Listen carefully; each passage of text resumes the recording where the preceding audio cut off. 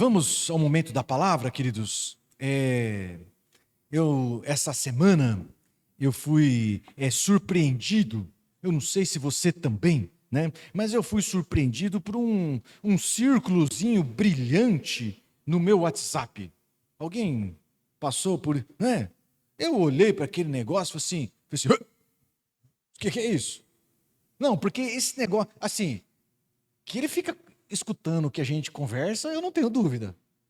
Que ele fica bisbilhotando as nossas conversas, que ele sabe aonde a gente anda, eu já não tenho dúvida. Agora, me aparece um negócio desse, eu falei assim, não instalei isso aqui. E aí um menino que trabalha comigo, desses antenados, plugado em tecnologia, falou assim, Gil, isto é inteligência artificial, que agora está disponível a todos os usuários do WhatsApp. Isso não é mais uma coisa de universidade. Isso não é uma coisa mais de cientista. Está disponível a todo mundo. Eu falei, nossa. E eu fiquei incrédulo. E eu peguei e falei assim, vou fazer um teste. E eu fiz uma pergunta difícil para essa inteligência artificial, né? E impressionantemente, em menos de 15 segundos, me voltou uma resposta boa. Eu falei assim, uau! Voltou uma resposta boa. Em menos de 15 minutos, uma resposta 6, nota 6, nota 7. Eu fiquei impressionado, principalmente com a facilidade e com a velocidade com que me voltou a informação. Então, assim, queridos, o que eu espero é que a nossa sociedade possa fazer bom uso. Apesar de incrédulo, né? Apesar de duvidar, eu espero que a nossa sociedade venha fazer bom uso disso, né? Porque também temos uma outra ferramenta muito boa, que é o celular, e que tem causado tanto prejuízo na vida de alguns aí. Hoje qualquer educador ou qualquer área da ciência já começa a dizer que esse negócio tem feito mal aí para uma geração toda. Tem alienado uma geração toda. Então, de verdade, eu espero que a nossa sociedade possa fazer bom uso desses recursos. A minha preocupação como um pastor, como um ministro do Evangelho, é que tudo que é artificial, ele anda de comboio com outras questões igualmente preocupantes. Tudo que é artificial, ele vem de mãos dadas, sabe com o quê? Com o superficial. O artificial vem abraçado com o superficial, vem abraçado também com o instantâneo, com o imediatismo. O artificial também vem abraçado num comboio só, essa galerinha toda, com o que é efêmero, com aquilo que é passageiro, com aquilo que é fútil. É assim que é. Então, em resumo, o artificial com o superficial, o instantâneo, tudo abraçado. E isso é passageiro, isso é efêmero, isso não perdura, isso não suporta a prova do tempo. E sabe o que é, queridos? Nessa realidade artificial, superficial, sabe o que é? As coisas amanhecem hoje como novidade. E amanhã já não é mais... não significa mais nada. Já passou, já era. E eu percebo que toda essa inovação tecnológica, esses avanços, estão bem alinhados com os anseios da nossa sociedade, dos nossos dias. E o anseio dos nossos dias, sabe qual é? É resultado máximo, com esforço mínimo. Fala comigo, resultado máximo. Lá na tampa, com esforço o quê? Mínimo. Esse é o anseio da nossa sociedade. Então aquela ideia de nós vamos lutar para vencer, nós vamos trabalhar, nós vamos nos dedicar com persistência, com esforço, vamos suar a camisa. Não, isso aí já não é. No tempo do artificial, no tempo do superficial, meu irmão, isso aí não vende. Isso aí ninguém entra nessa. A ideia dos nossos dias é resultado máximo, com esforço mínimo. Essa é a ideia dos nossos dias. Né? A ideia dos nossos dias é assim, é um salarião. Fala um salário bom aí para mim. Vai, fala aí. Sem timidez. Te dou o direito de escolher o teu salário. Quanto você quer ganhar, João? R$ 30.000. Está feliz, João? É isso.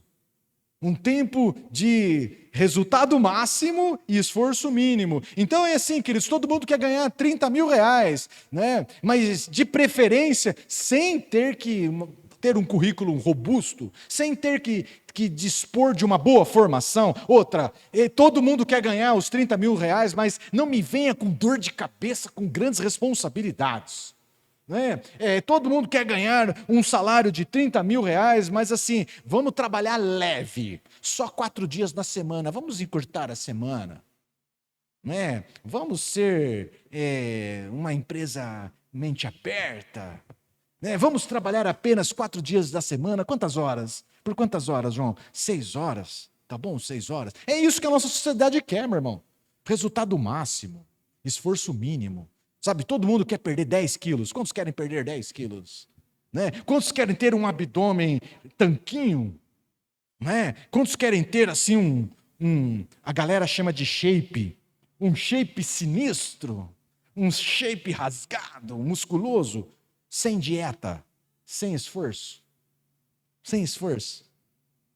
Quantos querem? Sem esforço, sem abdominal, sem academia, sem exercício, sem dieta. Olha que coisa. Isso, é nisso que está ligado a nossa sociedade. O mundo está nisso. E sabe o que eu preciso te dizer? Sabe o que eu preciso? Eu descobri, eu estou percebendo que não demora, através desses recursos, dessas tecnologias, eles vão entregar bons resultados. Eles vão entregar bons resultados. Eu não duvido que muito em breve se entregue bons resultados para quem tem esforço zero, preparo zero, esforço zero. Eu não duvido. Eu não duvido que em breve consigam entregar bons resultados. Entregaram para mim, em menos de 15 segundos, uma boa resposta.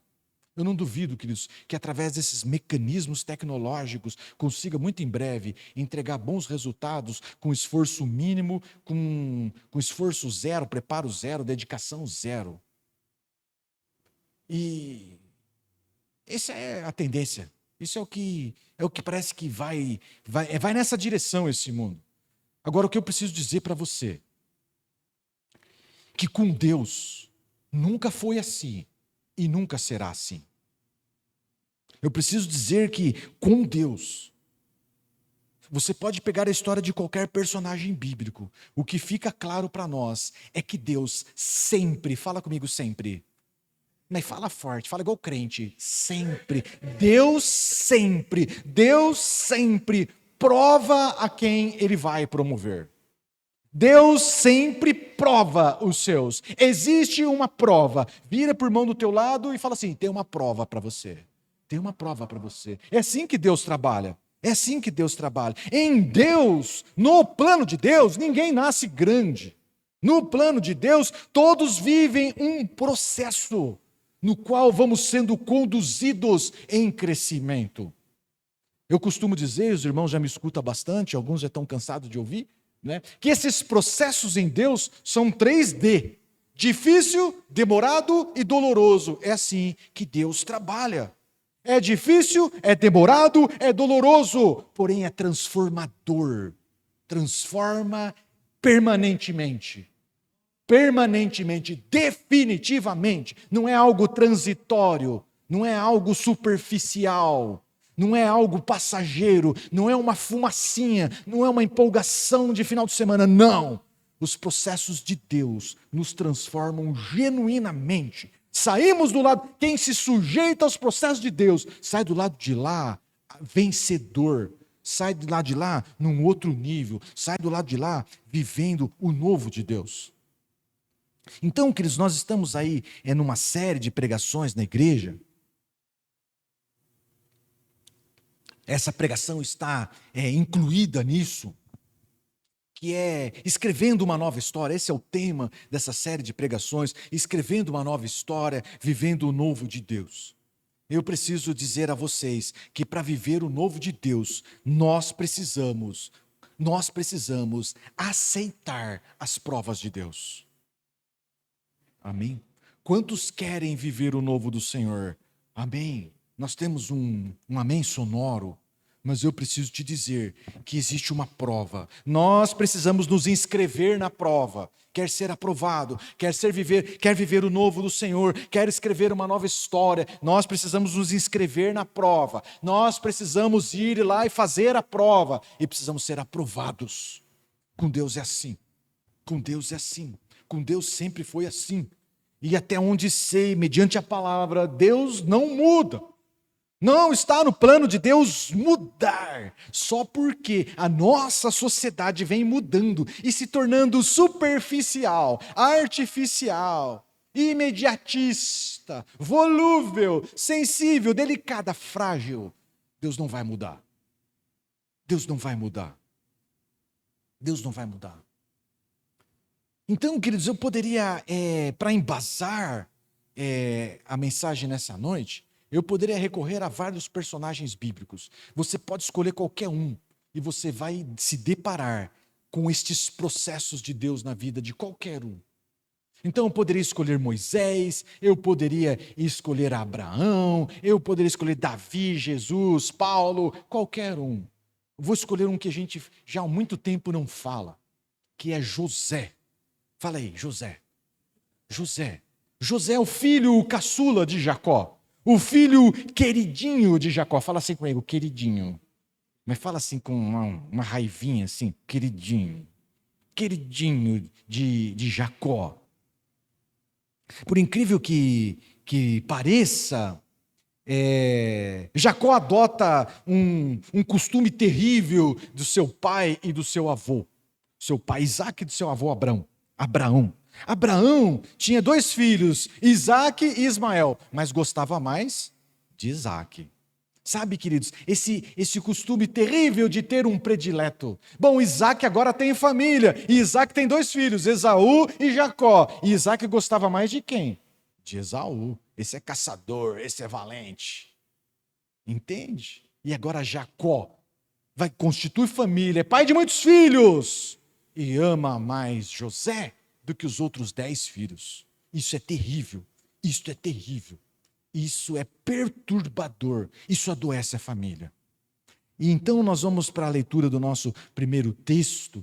Eu vou ser pontual, em pontos da história de José. Obviamente, só me ouvindo, você não vai conseguir pegar toda a história de José, e eu te recomendo a leitura. Está lá, começa lá em Gênesis 37, mas eu vou ler alguns textos aqui. O primeiro deles é Gênesis 37, do versículo 2 ao versículo 5, para você começar a perceber quem é esse garoto José.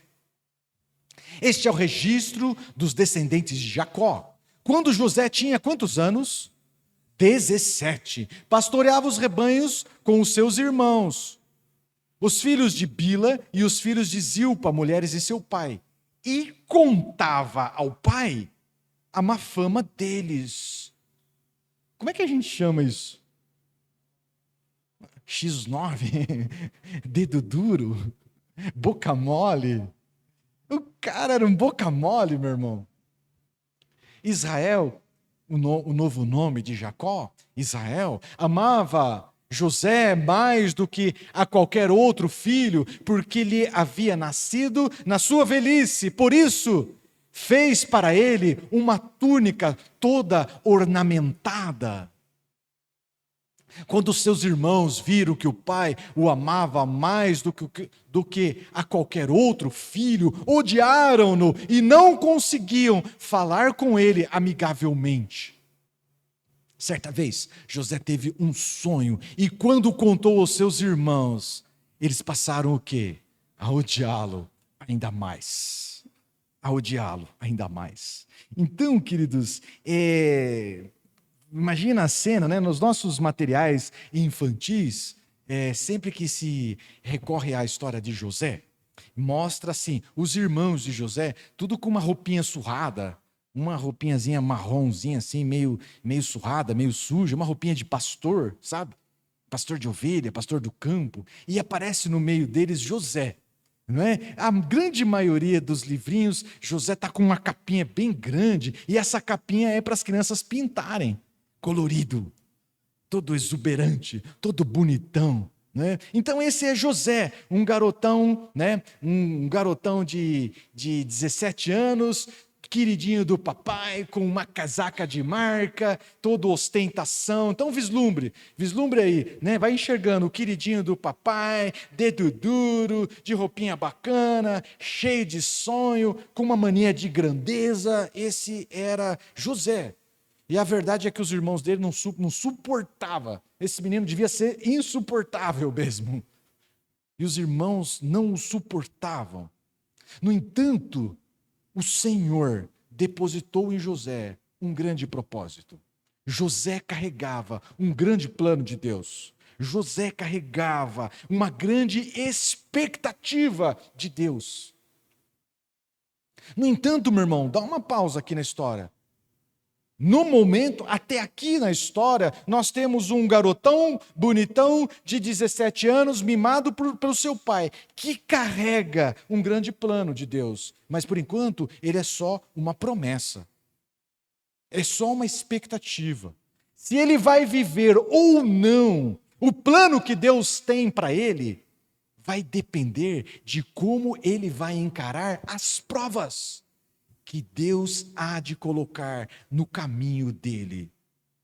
Porque Deus prova todos os seus. Deus prova a quem vai promover. Se esse garoto vai acontecer ou não, se ele vai viver as promessas de Deus para a vida dele ou não, depende de como ele vai responder às provas do Senhor. Fala aí, eita Deus. É mais fácil viver o artificial. É mais fácil viver o instantâneo. Com Deus, não é assim. Com Deus, é um processo. É um processo. Então, sabe, queridos, pode ser bajulado. Pode ser bajulado pelo pai terreno, pode ser mimado pelos sistemas e os mecanismos dessa sociedade. Mas Deus não trabalha assim. Deus não trabalha assim. Deus não mima ninguém, Deus prova todos aqueles no qual Ele aposta, Ele acredita. Então, nós conhecemos a história, eu vou contar brevemente partes da história, não suportando José, movidos de inveja e de ódio, os irmãos de José tramam contra ele, e jogam José num ato de traição, jogam José numa cova, e jogam lá e falam que morra, fica por aí, né? A gente não tem mais que suportar esse mimado, esse chato, esse boca mole, esse mitidão, e assim por diante. Acontece que um dos irmãos falou assim, mano, vamos ganhar um dinheiro. Se vai matar o cara, a gente ainda vai ficar com a culpa, vai carregar o sangue do nosso irmão sobre nós. Não, vamos vendê-lo como escravo ao Egito. Vamos vendê-lo como escravo. A gente se livra que ele morra sendo escravo, que ele morra pelas mãos de outros, mimado como ele é, mole como ele é, com certeza não vai durar muito. E a gente ainda ganha uma grana. E foi assim que fizeram. Venderam José como escravo. E José então vai para o Egito e durante 13 anos, fala comigo, 13 anos. Não são 13 dias, não são 13 semanas, 13 meses, 13 anos. 13 anos José viveu numa situação mais terrível da sua vida, numa condição subhumana, degradada. Então, ele foi vendido como escravo, o garoto mimado, que talvez nunca tenha pego no cabo da enxada, com aquela roupinha bonita, agora semi-nu, com roupas esfarrapadas, vai trabalhar como escravo. Vai trabalhar como escravo. E consegue trabalhar lá na casa de Potifar. E Deus foi generoso com ele, e ele começa a ter algum sucesso na casa de Potifar. E quando as coisas estão se encaminhando relativamente bem para José, José é injustiçado. Fala comigo, injustiçado. José é injustiçado, ele é condenado por fazer o que é certo. Ele fez o que é certo e foi condenado. Foi parar na cadeia. Acusado de assediar a mulher do chefe, a mulher de Potifar. tudo mentira, tudo armado, tudo fake. Mas compraram a ideia e José vai para a cadeia. Para aí na história. O que é um escravo? Nessa estrutura social, não é nada. Talvez valesse fraquinho como devia ser. Talvez valesse R$ 2.000. Sei lá quanto vale um escravo. Não valia nada. Viu? Um escravo que assediou a mulher do chefe, do dono da casa. Quanto vale esse cara? Não vale nada. Podia ter sido morto. Potifar podia ter matado um escravo abusador. Era isso que pesava sobre José. Viu? José não morreu porque Deus tinha um plano para a vida dele.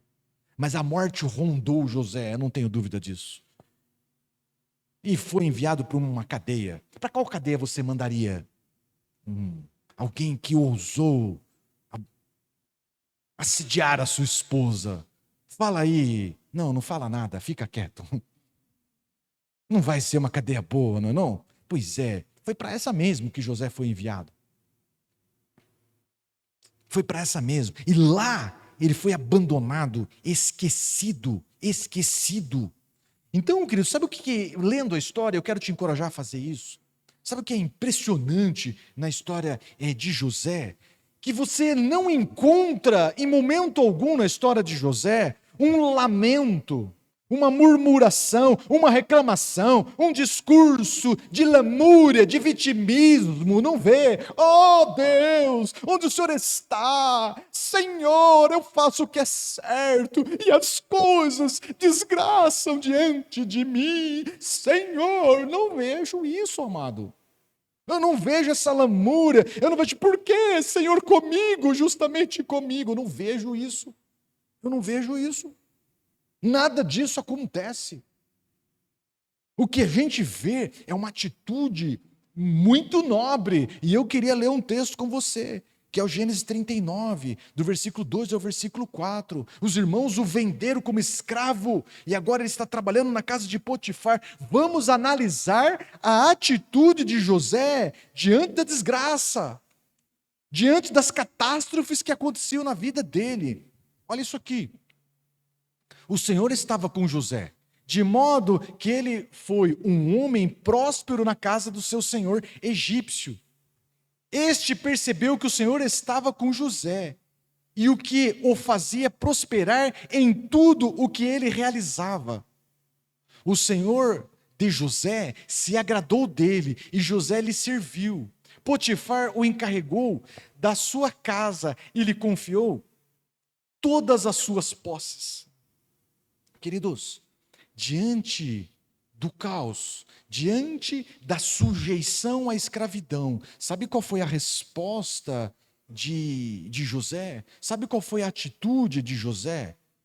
Recomeçou com fé e entregou um trabalho excelente. Diante da escravidão, ele não ficou rebeldão, ele não ficou murmurando, blasfemando, ou com um chororô de vítima, não. Ele recomeçou com fé, e ofereceu naquele lugar um trabalho excelente. Por isso, Deus o prosperou. Estão comigo? Qual é a resposta? Qual é a resposta de José diante da catástrofe? Recomeçou com fé, trabalho excelente, e Deus o prosperou. E depois, de repente, como eu já disse, de repente, injustiçado, falsamente acusado, na casa de Potifar, ele vai parar na cadeia. Puxa, as coisas estavam começando a ficar mais leve, o trabalho estava começando a ficar mais leve, agora ele vai para a cadeia. E ele é obrigado a recomeçar de novo. E sabe o que é o impressionante? Ele recomeça do zero, com a mesma disposição.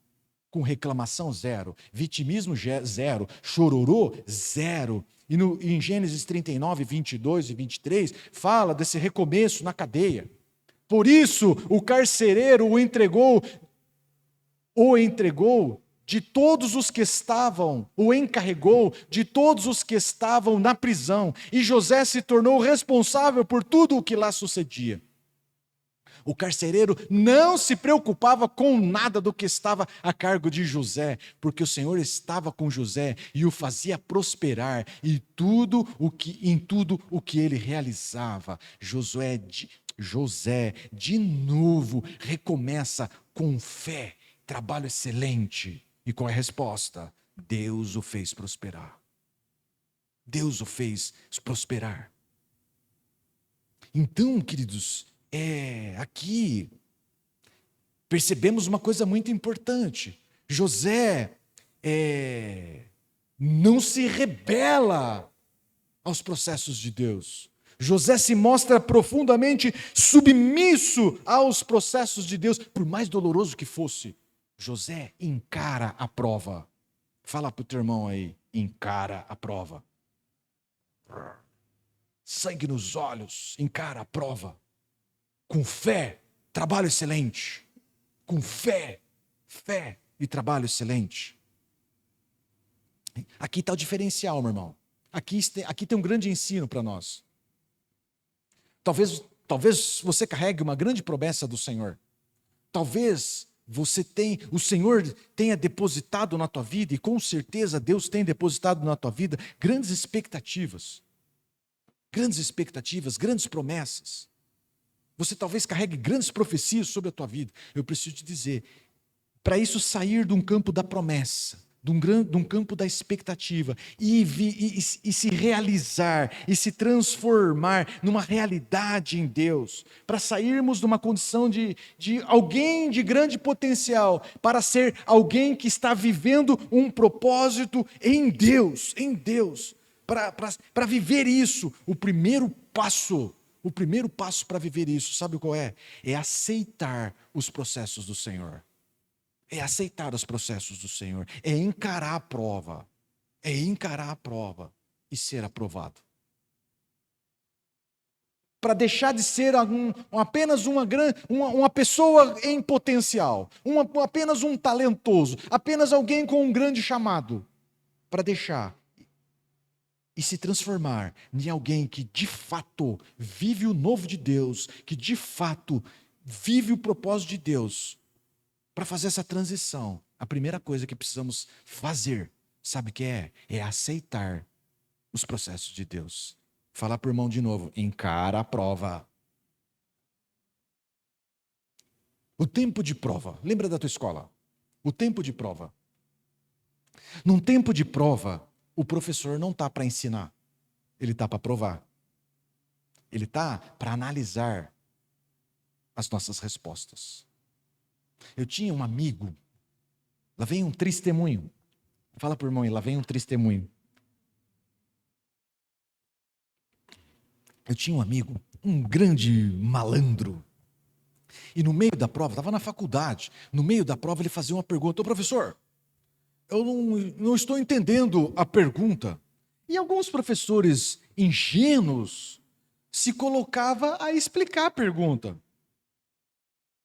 E às vezes eu sabia a resposta, aquela pergunta não era uma dúvida para mim. E eu observava que o professor, nessa tentativa de explicar a pergunta para o cara, vai entregando informação. E ele ia anotando na cara de pau. Sabe, ele ia tirar 0 naquela questão. Mas o professor vai respondendo a pergunta para ele, e ele vai anotando. Ele ia tirar 0, ele acaba tirando, com as informações que o professor entregava, ele já não tirava 0, cara. Ele tirava 0,3, 0,4. Malandro toda a vida. Aí tínhamos um outro professor, né? E aí, com mais rodagem, conhecendo os malandros por tantos anos, ele: ô professor, eu não estou entendendo a pergunta. Aí o professor fala assim: o entendimento da pergunta faz parte da prova. Ele: mas sabe o que é? Está confuso, está muito confuso. O professor fala assim: é difícil mesmo. Esse é o plano. Eu não fiz uma prova para ser fácil. Tome. No tempo da prova, Deus não está para falar. O tempo da prova, queridos, é um tempo de silêncio de Deus. Senhor, é um tempo de silêncio de Deus. Deus não está para falar, Deus está para analisar as nossas respostas. Quais são as nossas respostas? Quais foram as respostas de José? A resposta de José, sabe o que é? Aceitou os processos de Deus. Fidelidade, fidelidade, fé e fidelidade. Recomeçando e entregando um trabalho excelente. Confiou em Deus. Confiou em Deus. Então, se você está almejando, e não apenas almejando, não apenas como quem sonha, não apenas um sonhador, mas se você está almejando e trabalhando para viver o novo de Deus, buscando viver um novo nível de unção, buscando viver um novo nível de responsabilidade, de autoridade em Deus, já está acertado entre nós. Já está muito claro para todos nós. Deus vai te provar. Deus vai te provar. Existe uma prova para você. E talvez também você já esteja bem avançado nesse processo. Talvez você esteja vivendo lutas, dificuldades, tempo difícil, um tempo de silêncio de Deus. Viu? Aprenda com José. Dê as respostas certas nesse tempo de prova. Dê as respostas certas. Dê as respostas certas. O Senhor quer respostas certas, fidelidade, fé, reconhecendo que Ele é Senhor e que Ele está no controle de todas as coisas. Não é tempo de chororô, não é tempo de mimimi, não é tempo de vitimismo, não é tempo de lamúria, é tempo de fidelidade, fé, trabalho excelente, crendo, confiando em Deus. Confiando em Deus. Então, queridos, assim, analisando a história de José, a gente consegue entender um texto bíblico clássico, famoso, que é o de Romanos 8, 28. Analisando a história de José, a gente entende que em Deus e firmado em Deus, todas as coisas cooperam para o quê? Para o bem. Romanos 8, 28, sabemos que todas as coisas cooperam para o bem daqueles que amam a Deus, daqueles que são chamados segundo o seu propósito, tudo coopera para o bem daqueles que o Senhor depositou grande expectativa. É isso. Analisando a história de José, a gente entende claramente isso. Então, meu irmão, para viver o novo de Deus, para viver o propósito de Deus, aquilo que essa geração, é isso que nós como igreja mais queremos, viu? Primeiro passo é aceita os processos de Deus. Tudo que Deus permite é necessário. Tudo que Deus permite nos equipa, nos prepara. Confie em Deus. Confie em Deus. Se inspire em José, dê as respostas certas a cada dificuldade, dê as respostas certas a cada prova. Voltando para a história de José, vivendo esse caos, vivendo nessa condição subhumana, largado e abandonado na cadeia, condenado a uma existência sem perspectiva. Um dia, o faraó teve um pesadelo. Fala aí, eita Deus. O faraó teve um pesadelo e soube que tinha um rapaz que estava lá encarcerado e esse rapaz era capaz de interpretar sonhos. Qual que era o nome dele? José. José. Parece que José foi provado e aprovado. Parece que José deu as respostas certas e recebeu uma chancela. Aprovado. A história de José começa a mudar. Gênesis 41, do 14 ao 16. Então o faraó mandou chamar José e o fizeram sair às pressas da masmorra. O cara estava num lugar ruim, meu irmão. Ele se barbeou, mudou de roupa e foi apresentar-se ao faraó. Começou a mudança. Mudou a estação. Fala para o teu irmão, mudou a estação. O Senhor mudou o tempo, mudou a fase. Este lhe disse: tive um sonho e não há quem o interprete. Porém, eu ouvi falar a respeito de você que, quando ouve um sonho, é capaz de interpretá-lo. José respondeu: isso não está em mim, mas Deus dará resposta favorável ao faraó. As coisas começaram a mudar, meu irmão. José não só interpreta o sonho, dizendo o seguinte: faraó, o que você sonhou são 7 anos de fartura, mas depois desses 7 anos virá 7 anos de fome, de miséria. Essa é a interpretação. José também deu um plano de ação. Rei, faraó, faz o seguinte: no tempo de fartura, construa celeiros e guarde comida, e guarde muita comida, para que possa suportar os 7 anos de crise, os 7 anos de fome. E assim foi feito. 13 anos se passaram. Lembra do garoto de 17? 13 anos se passaram. Quantos anos ele tem agora? 30. Com 30 anos, José começa a governar no Egito. O sonho de Faraó tornou-se realidade. Quantos anos José tem? 30. Falei, 30. Acompanha a conta. O sonho de Faraó começa a acontecer. E vem 7 anos de fartura, de prosperidade. E ao final de 7 anos de prosperidade, quantos anos tem José? 37. O tempo passa. E agora, entra-se o tempo da fome, e passam-se 2 anos de fome. Quantos anos tem José? 39. Obrigado, Daniel. 2 anos de fome. A fome assola toda aquela região. E os irmãos de José, encaminhados por Jacó, vão até o Egito para comprar comida. Fala aí, eita Deus! O mundo dá volta. O mundo capota. Não sei como é.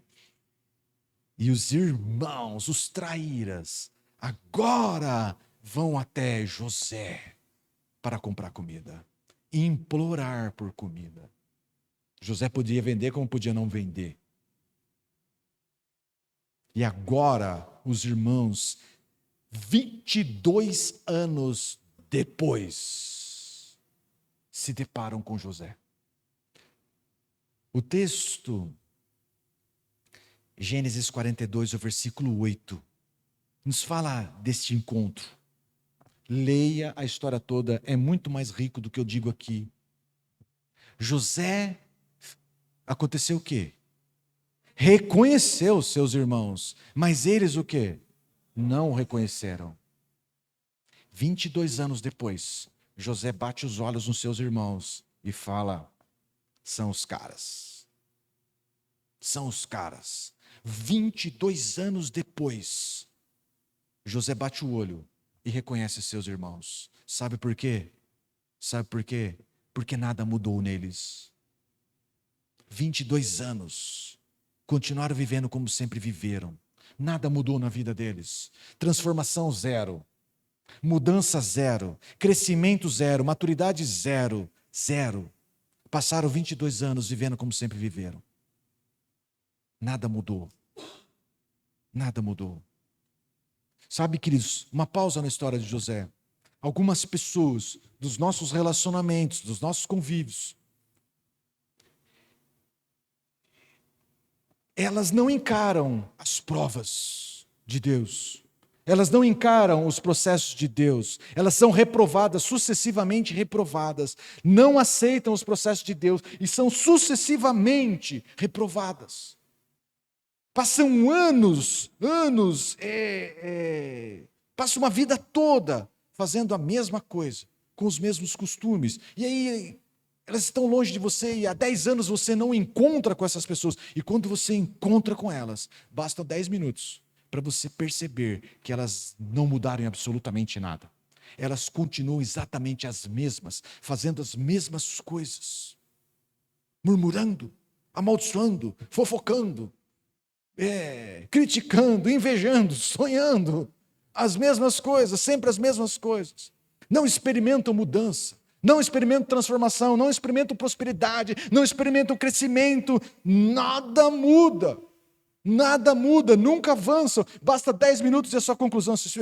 Meu Deus, mas a gente fala até admirado, mas não muda mesmo, né? Continua a mesma pessoa.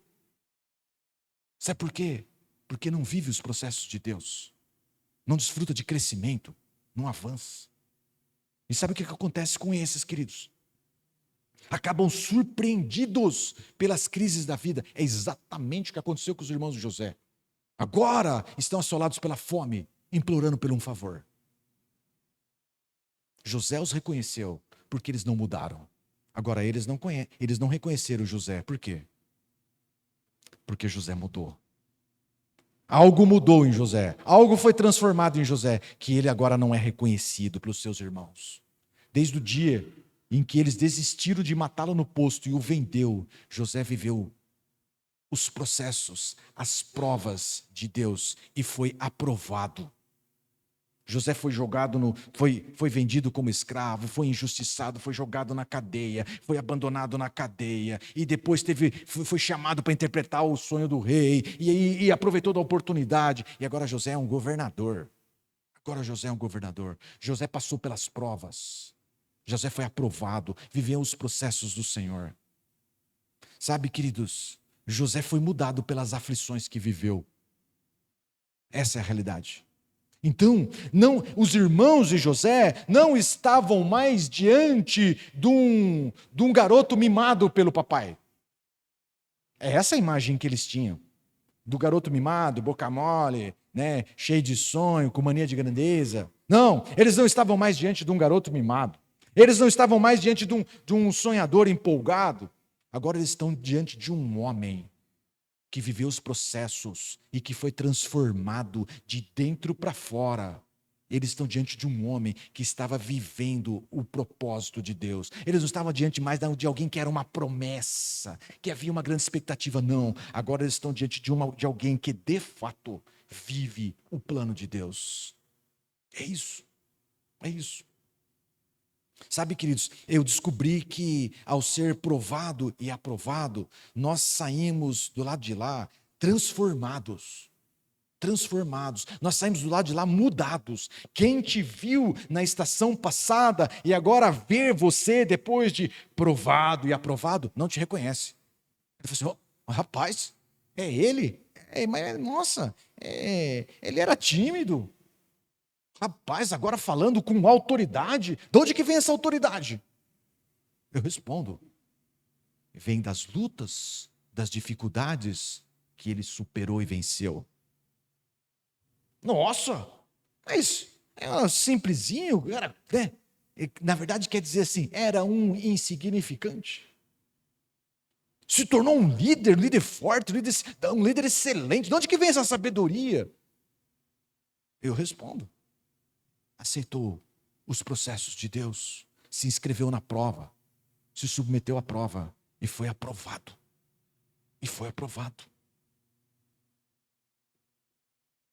Então, queridos, a mudança, Deus faz um processo em nós de dentro para fora. Mas essa mudança, essa transformação, não é só no interior. Ela é visível, ela acontece também do lado de fora. A transformação também é visível. É por isso que não reconheceram José. A transformação é visível, a feição de amor e de misericórdia, do agir do Espírito Santo sobre as nossas vidas é visível. A autoridade que vem de Deus em decorrência das batalhas que venceu é visível. A maturidade espiritual é visível. A musculatura espiritual é visível. Esse é o plano de Deus. Os processos de Deus nos transformam. Quem te conhecia, não te conhece mais. Fica abismado com os grandes feitos de Deus. Como mudou? Que transformação é essa? Esse é o plano de Deus. Gênesis 45, do versículo 4 ao versículo 8.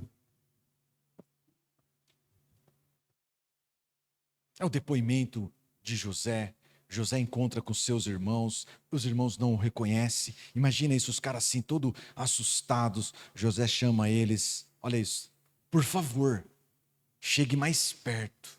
Disse José aos seus irmãos.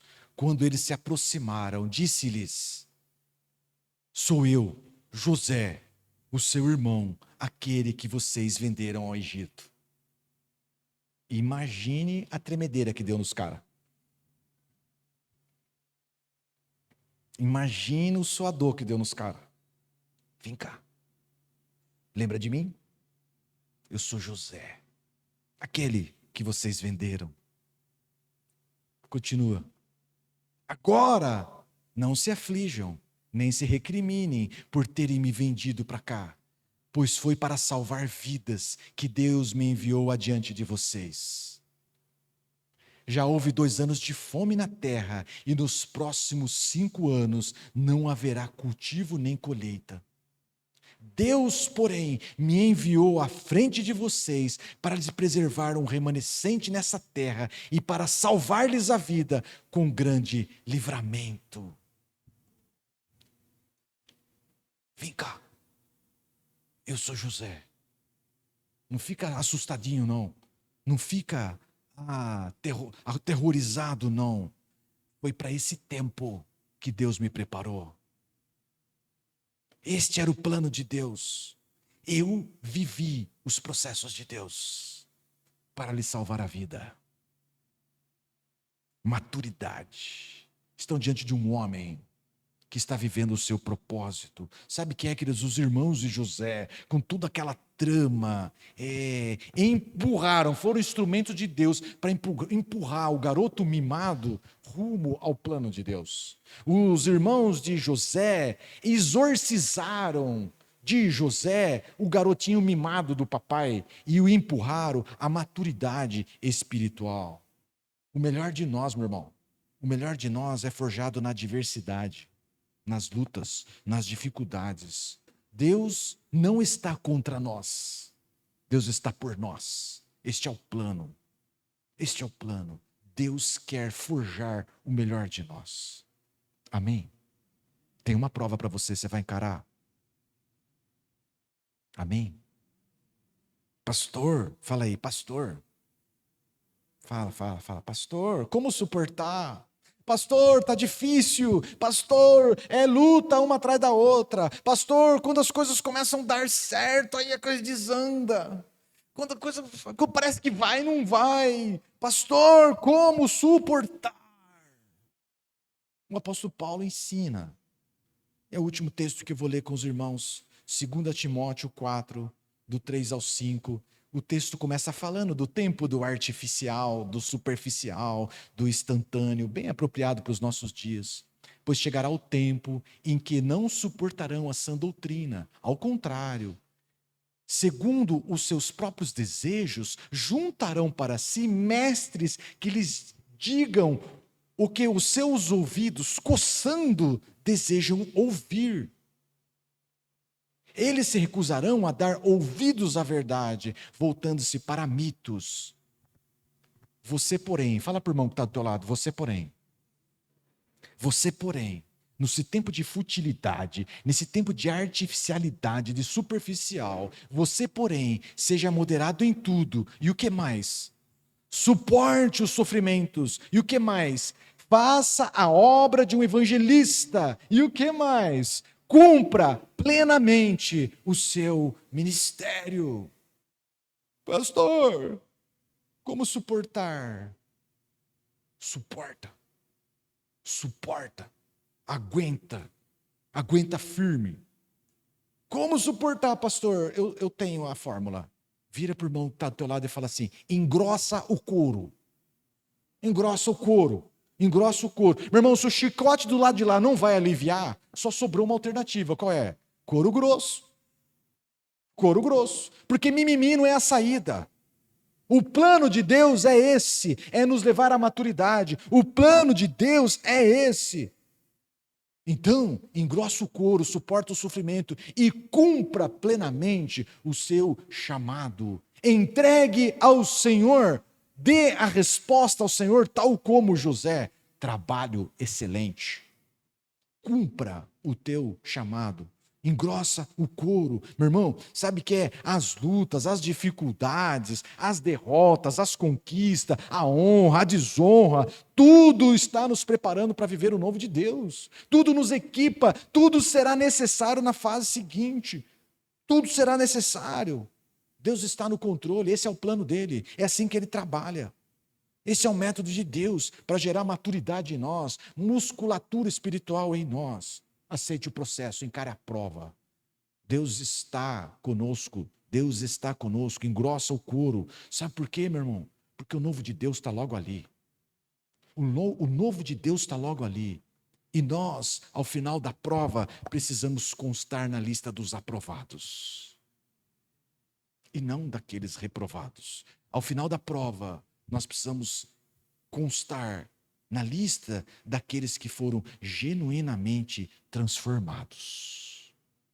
Vai sair do lado de lá irreconhecível, uma outra pessoa, porque esse é o poder do Senhor. Esses são os processos de Deus.